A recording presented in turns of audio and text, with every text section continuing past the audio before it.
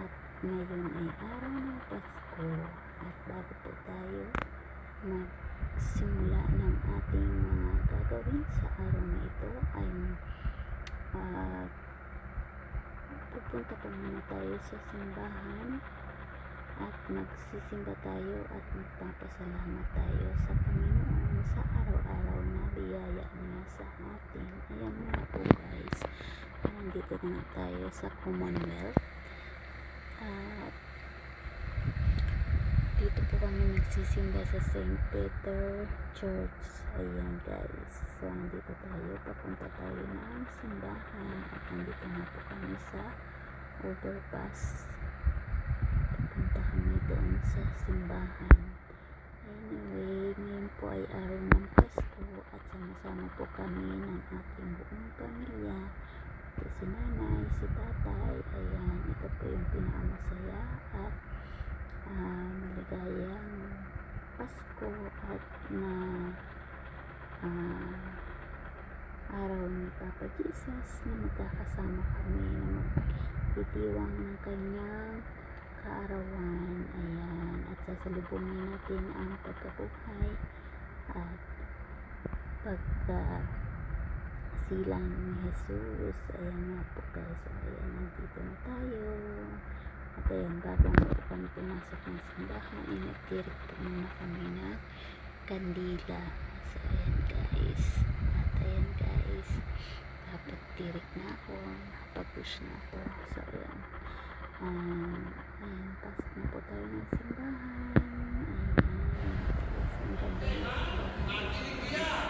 Good morning kapatid, welcome to the man.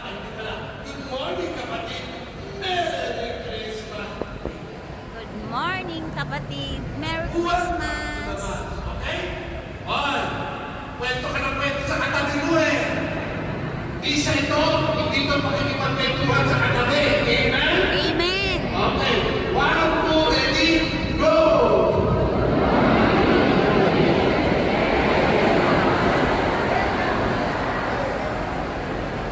Anong pauntan? Okay. Mga kapatid, dito pa sa Ebanghelyo, binanggit ang inig. Naging tao ang salita at siya'y nanilaan sa piling natin. Sino to?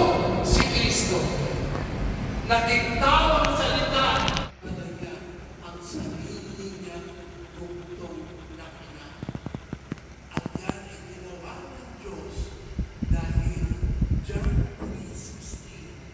For God so Ayan guys, yung aking mga anak, si nanay, si tatay, at nandito po ako at ang aking asawa at ang aking pang dalawang anak. Ngayon, nakaupo na po kami guys sa hagdan. Wala na po kami mapistuhan at puno ng tao. Maraming tao po ang simbahan.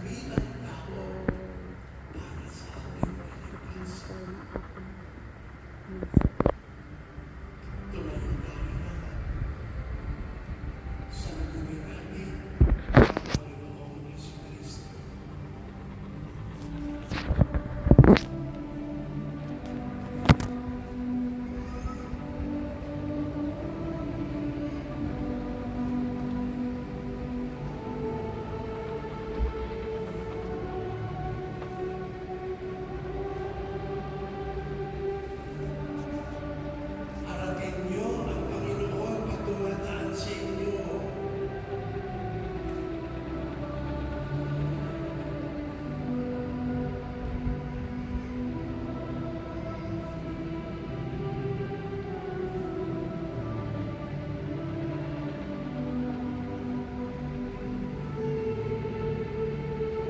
Pinagpagalang at pagkawalan sa Kanya ng bawat tayong lahat sa Kanya.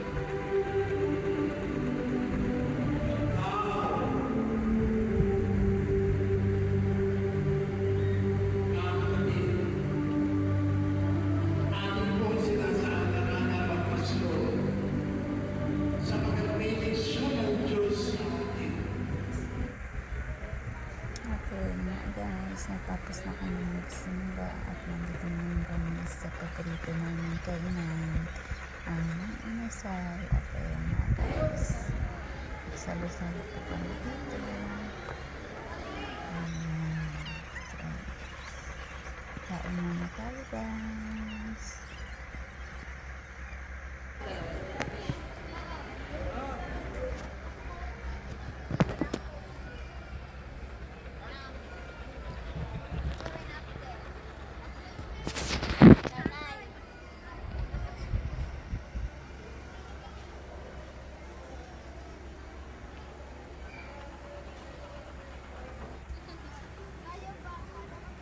And then, tapos na tayong kumain at nandito naman po kami, maglalaro kami, magbabalik sa pagkabata. Ayan, i-refresh lang po natin ang ating mga isip, ang ating kapaligiran ay pasayahin. Maiba naman ang ating kapaligiran. Ayan. Nagutom daw. Tuwan-tuwa yung aking mga anak, yung aking nanay, tatay. Ayan sila guys. Sabi nga ng aking nanay at tatay,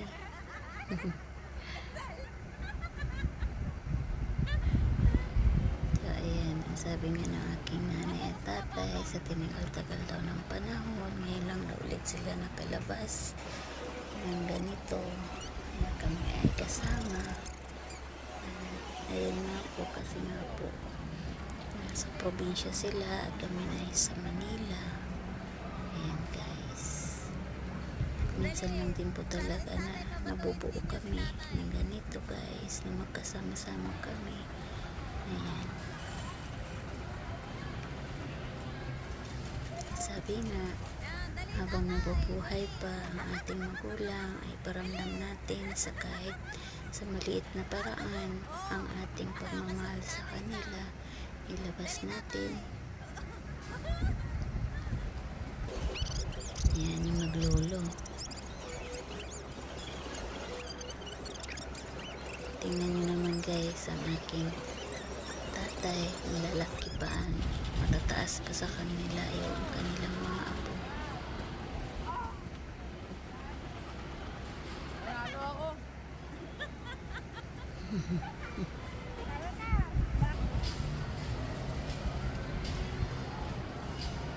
Ayan guys, lipat kami at medyo napapagod na yung aking kuya, so medyo utay-utay na rin po kami pauwi. Uwi na rin po kami. Ayan, mag-try naman daw si tatay kung makakuha siya ng stop toys. Ayan, regalo.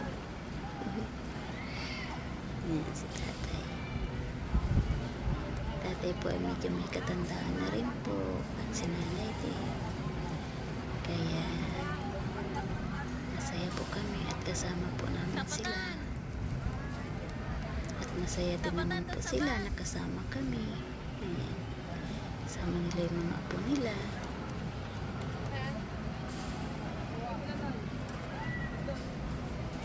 So ayan nga po guys, at dito na nga po kami, at dito na po magtatapos ang aming video, at maraming salamat po, at sana po ay nag-enjoy kayo pa sa aking munting vlog. At kung hindi pa po kayo nakasubscribe sa aking YouTube channel, please subscribe my YouTube channel, Why Not Mutya, and click the notification bell para maging updated din po kayo sa mga susunod ko pang i-upload na video. So ayun po guys, maraming salamat po, ingat po palagi, and God bless. Bye bye.